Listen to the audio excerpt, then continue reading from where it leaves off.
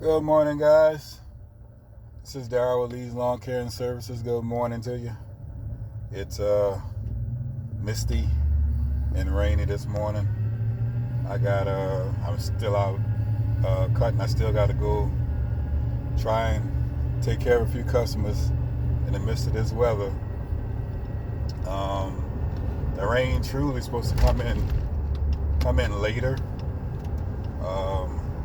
So I'm trying to get something done now before the rain comes in, and that's what I'm trying to do. Hope you guys are having a great start to the season. I know the guys up north are dealing with a lot of snow, and I'm sorry. That's unfortunate. It's hard to, unless you plow in snow all the time, it's gonna be hard to make any money cutting anything. Ain't nothing to cut. Plenty to plow, nothing to cut. So, and I know some of you guys make really good money cutting. So I hope the best for you guys. I wish that things got a little better, so that way you can try to earn a living. Hopefully, if you're plowing snow, so I know some of you guys make more money plowing snow than actually cutting. So if that's the case, hey, I'm happy for you guys.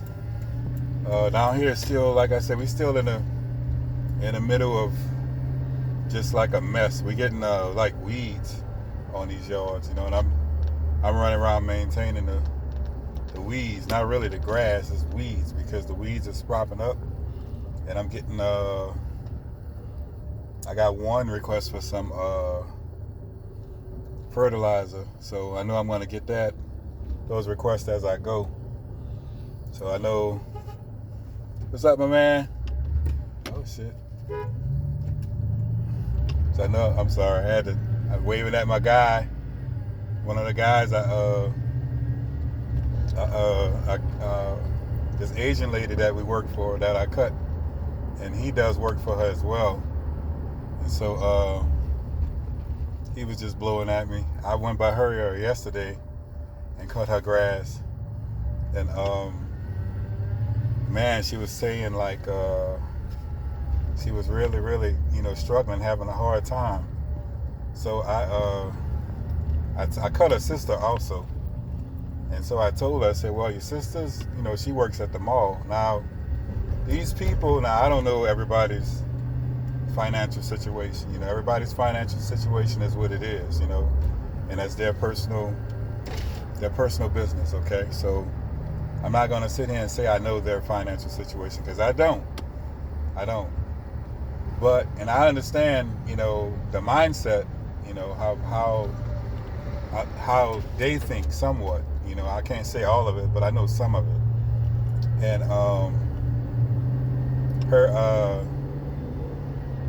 her dad passed away. He must have passed away a couple years ago. I would say it's been about 3 or 4 years now that he's passed away. And her mom's not doing too well. She said her mom's been sick, so she's been staying home and taking care of her. So definitely understand that. But she was saying, her brother owns that store, that particular gas station that I cut for them.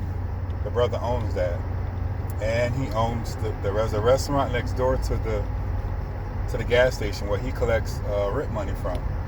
So he owns that, and he owns another business, that sends like money overseas and stuff like that. It turns your money into foreign currency and that type of thing. So he owns a place that does that as well. Now, her and her sister was working there, and she says that her brother said that the place was so slow. I was there yesterday. I wasn't at the gas station. I was at her house cutting her house, and she said, "Yeah, my brother's business says it's too slow, and he's not even hiring me, And so I threw it out there and said, well, your sister's working at the mall, and you probably can go work over there. And she was like, no, my mom's not doing good, so I'm not going to leave her, which that's honorable, I completely understand that, I have no qualms about anything like that. So she said her mom, is not doing good, and they've been sick, so she's been taking care of her. But the dad passed away, I want to say about 4 years ago, and he was the one that created a lot of the stuff. And he had a nice size policy on him, I'm sure, and there's a nice size policy, I'm sure, on their mom as well. And so, she hasn't since I want to say, she said this last year this started. Where her brother said it was the gas station was slow and that it slowed down. But I passed through that. I think it was yesterday I passed through that because I had to go somewhere else. And I mean, they were pretty busy. They had a lot of, maybe it was just a time I called him at a different time, but he looked pretty steady to me over there. And she said that her brother won't hire her and that type of thing. And then the sister works in the mall now, so she doesn't work there either. At first, it was all of them over there because they had the business. The mom was there, the brother's always there, and two sisters were there. And so now it's just him, and he's running the gas station. I guess from sun up to sundown. I guess that's the kind of spirit that those people have. They have that demeanor where they are there. The Asian people have a certain strict regimen, and they're on it. They're there, and that's kind of what it is. So I said all that to say this. You think about it from this standpoint. If you win the lottery, okay, and if you don't invest your money or have money coming in, you're gonna run out of money quick. And the time's gonna go a lot quicker than you think. So I had saw a movie once where it was Denzel Washington said something that made sense to me. It says it takes talent to make money, but it takes brains to keep it. And that is a true statement, in my opinion. Yes, it takes talent to get out here and make money. You have to have like a little bit of a gift. You have to have a drive and the will to do it. But it takes brains to keep it, which means investing, finding other things to take that money where you can turn that money over into more money, stuff like that. That's what he meant, and I totally understand that guy putting them heavy machines, that thing sunk in that man's jaw, that walker. That's why it's tough. That's why I use my push mowers, man. It's like some things you can't use those big old bulking machines on because it'll sink the yard, and that walker is sunk into that man's front yard, and I know he is not going to be too happy about that. These people call me. I also have another one around the corner where a lady want me to give her a price. I gave her a price, and I was supposed to come back. I came back, but I came back too late because she wasn't home. So I'm going to have to reschedule a date for her to do her. I finally made it to my destination. I got to do this before the rain. I'm going to give you a quick view. You see that? Those weeds. It's not really much to cut, but that's what I got to do. If you can see it, I'm not sure. But yeah, that's what I got to cut. It's going to take me about an hour. Maybe a little bit more, maybe a little bit less. But yeah. So that kind of resonated with me when he said that, it takes talent to make money, but it takes brains to keep it. And that's a true statement, So, in their case, they got a nice little settlement out of that. It's unfortunate, somebody had to die for, you to get that. And that's just a sad thing. But that's what happened in their situation. The dad died and he left them he left them well off, all of them, all three of the kids, And, the sister, son, he goes to college now, and he's going to be a pharmacist. That's what he's doing. And so my son is graduating in May. So I talked to him about possibly doing something similar to that. You should, because you got to think, man, medicine's going to be around until we're gone. It's not going anywhere. So that's just steady. Steady work. So, and I know it's a headache too, when it comes down to dealing with that type of stuff because of, you got the people like, running in there trying to get their medicine, and the lines are piled up, because you got to think about it. If you really, well, here, I don't know how it is in your areas, but here, man, we got Walgreens and CVS's all over. There's some spots, especially where I live at right now. There's a Walgreens damn near on not every corner, but there's like two within the vicinity of my house that I can. It takes 5 minutes one way or 5 minutes another way to get to. And it's crazy. And that only can mean. And when I look at stuff like that, I'm like, well, damn, they must be making a hell of a profit. And that's how I think. When you see these businesses like that expanding all over the place, man, they making a ton of money.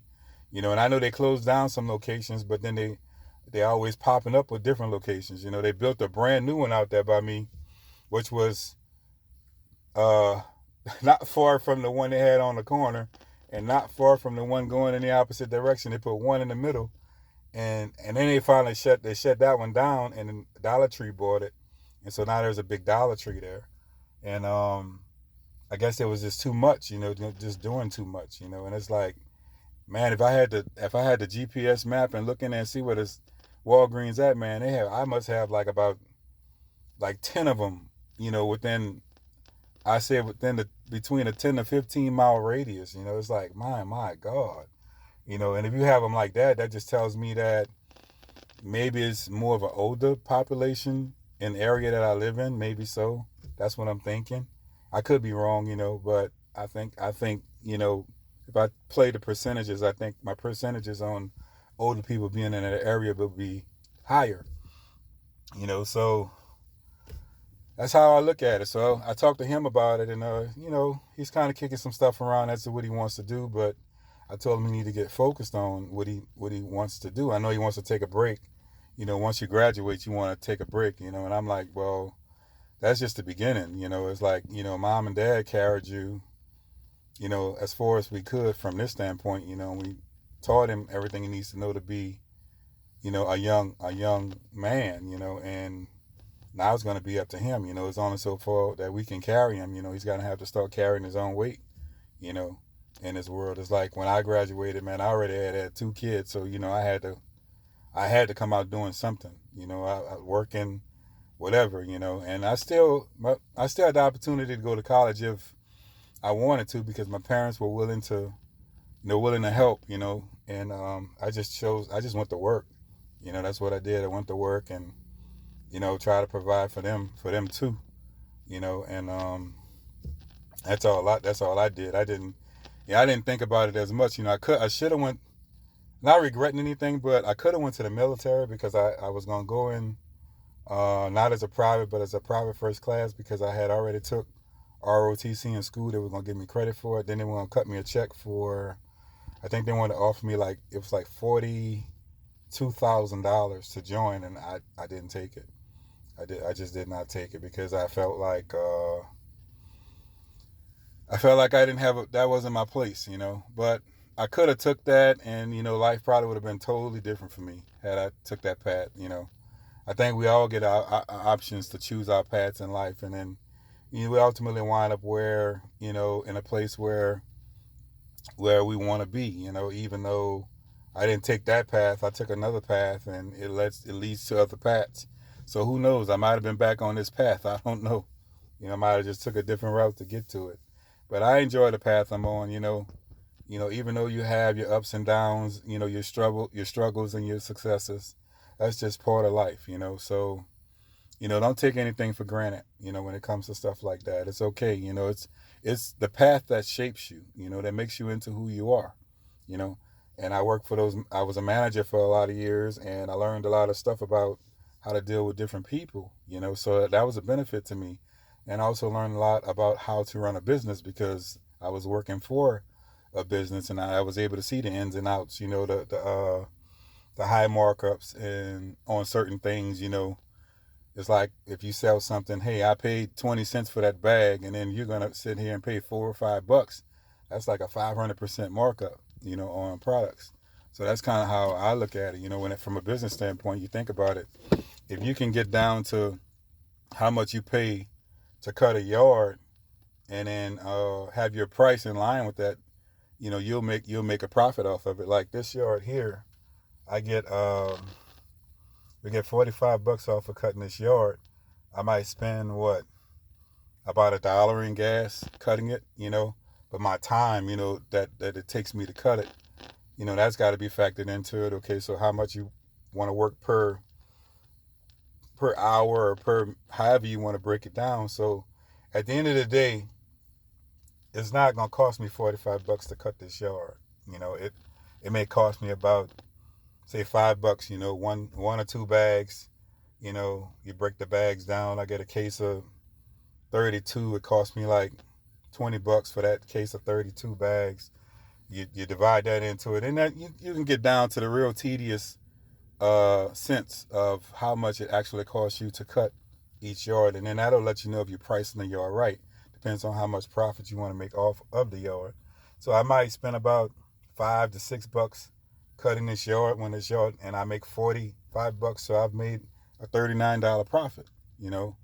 That covers my gas and whatever else I may have to do. So that's how you got to kind of look at it when you're pricing out your yards. If you really want to get down to the nuts and bolts of something, figure out what it is. 2 bags for this yard. For me, because I bag. So you say 2 bags for this yard. You break that down. You divide that into your number, and then your gas, that you're going to spend cutting, and then your actual work time. What would be a comfortable wage for you to work. And like I said, it's 10:40 right now. I'll probably be finished this about 11:30, somewhere around in there. And then once I'm finished this, I'll move on to the next one. The other one's right around the corner. I'll see if she wants to reschedule or what she wants to do.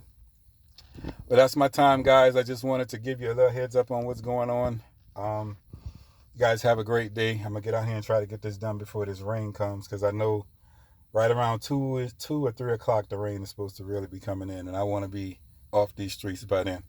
But guys, God is good all the time, every time. You guys have a great day, and I'll see you on the next one.